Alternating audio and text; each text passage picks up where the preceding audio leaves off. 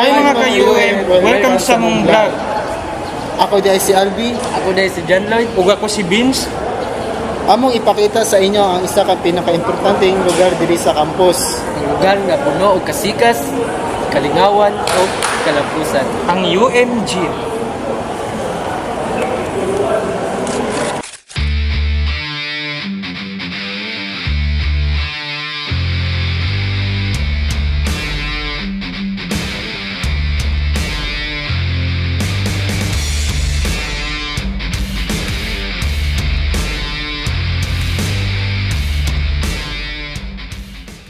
Atong mga sayong tuig sa 20s, nakahuna-huna ang pamunuan sa UM Digos nga magtukod og usa ka gymnasium nga mahimong sentro sa tanang kalihukan sa eskwelahan.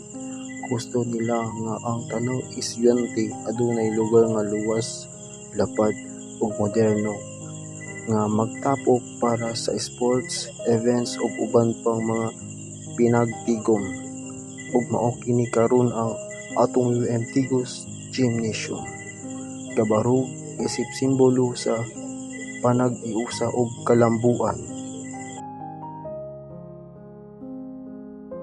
Diri ginahimo ang basketball ug volleyball games, intramurals, foundation day, cultural show, ug syempre ang graduation ceremony.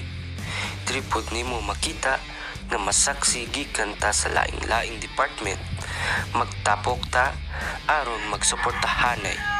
Diri daghan og nakabati sa ilang first year, ilang first performance ug ilang last goodbye sa college life.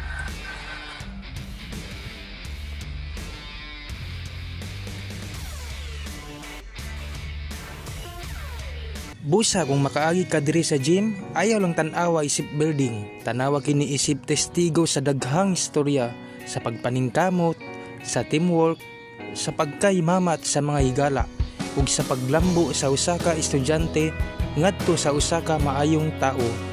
Kini ang UM Digos Gym, kasing-kasing sa kasikas sa campus. Mo yung mga unforgettable moment diri sa gym, ayaw ka i-share sa comment. Huwag kayong kalimot, like, share, and subscribe. Para sa mga daghang istorya ug adventure diri sa UM, daghang salamat mga ka-UM. Makita ta ninyo sa sunod na vlog.